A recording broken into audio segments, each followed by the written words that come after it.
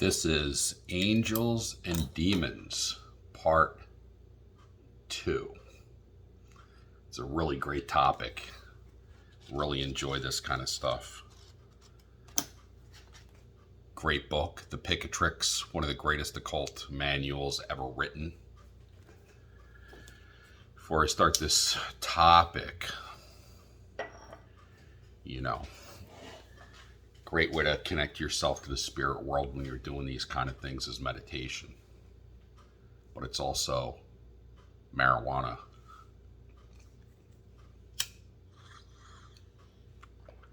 This stuff is beautiful that I got right now. 55% THC. And it is just spectacular. Look at that. It's probably one of the best strains I've ever had in my life. And it opens up the pineal gland so that you can listen, so that you can hear that your mind, your vibration is in flow with the universe. And it's the reason why this kind of stuff has been illegal for like the last 100 years. Same with mushrooms, LSD, ketamine, all of that stuff, right? It's illegal because they don't want you to access your mind. They don't want you to be able to interact with the spirits. So the topic is angels and demons. It's a really fun topic. It's a scary topic for most people of religious faith because they have no idea or understanding really what angels and demons are. And you should have some level of fear when dealing with any entity in the spiritual realm behind the veil, because one, you can't see them. You don't know, if they're telling you the truth or they're lying to you about who and what they are. It takes a very long time of meditation and studying these kind of books before you can really start doing this kind of stuff. But one of the things that took me a long time to find out is, everybody, prays and they ask for angels to help them, right? But most people don't really understand what angels are and demons are. And what they are powerful beings who work on behest of the Creator. Not just angels, but demons, okay? Everybody thinks, oh, angels and demons are always at war. And that is not true, okay? It's like they're just different sides of a mechanism, right? That balance the reality that we live in, right? If you've ever read the Bible, or the Old Testament, and you see some of the things that angels did at God's direction, I mean, you would not consider those acts kind acts, right? They were malevolent acts of terror and destruction, right? Like that you would equate to like evil, right? But people tend to think, oh, well, God said it was okay, so it must have been, it was holy, it was okay that they did them. But still, those actions, if you were to see that in real life, like the destruction that these beings caused in the Old Testament, right?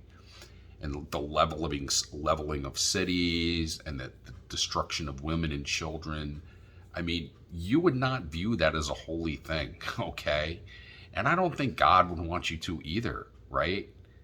Like, if you really understand how God is, right? I don't think like, when he has his beings commit acts like that, right? Like that he would really want you to believe that's holy.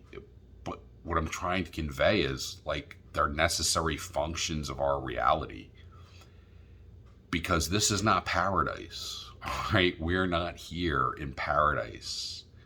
This is like a training ground, a gym, a playground for us to come to and experience a reality where we're challenged, where we don't have our conscious mind with us, right? We come here as a child through the portal of a woman, and we have no information whatsoever, right? We have to learn everything like from like figuring out we have fingers and hands, to standing, to walking, to learning, to write.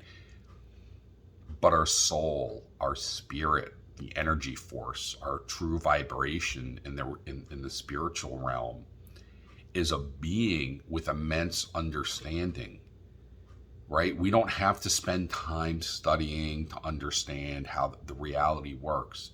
We understand it completely because we exist in that reality. And it's just part of the function of like how things really work on that side, right? Like you don't have to go to school. It's imparted into your being, your soul, right? Whether you're an angel, whether you're a demon, whether you're a spirit like us. And there are many different creatures in the other side of the veil, right? Some are angels, some are demons, some are gods, demigods, right?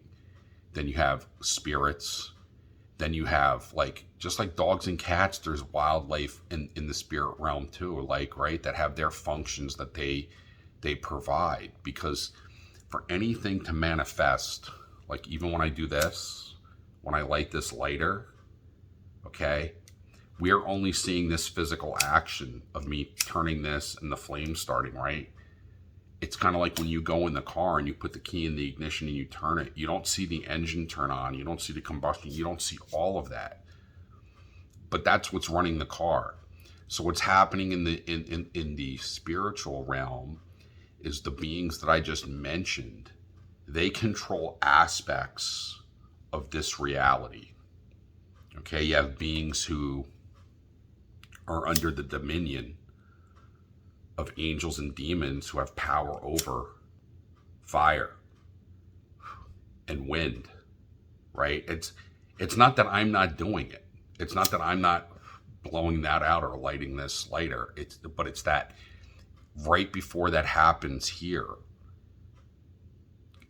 the engine is turned on in a way to allow it to happen, to manifest in this reality. Okay? Which is just incredibly cool, I think. Like, it's just amazing to me. Some people might find that boring, but to me, it's just totally awesome that stuff is going on, right? And the beings and creatures and those that work in this reality, some are, you know, what you would think of an angel to be, just wonderful and beautiful and helpful and loving and completely kind and compassionate. But then you also have, on the other side, just like you would think demons would be, completely wholly evil, corrupted, you know, malevolent, right? But those are two very wide sides of the spectrum. And in between that spectrum, right, there's a whole variety of like different personalities and types, because these beings are sentient beings, right?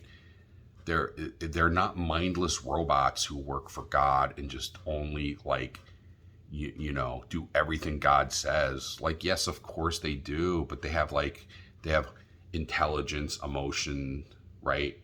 They have understanding. They have a capability for learning also, right? And they have their own personalities, and some of those personalities can be very negative. Even like, to go to angels, some of those personalities can be negative and ugly, just like we have. And then on the demonic side, you have creatures in that end of the spectrum who aren't completely malevolent, right? Like they also have good attributes, right? And so when you start to really understand that, I'm going to try to explain how that can affect your life in an incredibly positive way, right? And this is part of the cheat code that I'm giving you, so that you can increase your vibration, that you can have a better life, so that you can be happy, that you can love the people in your family, that you can be healthy, wealthy, and wise. So consider what I thought. You know, if you don't like this kind of stuff and it scares you, I get it. It's not for you. Have a great night.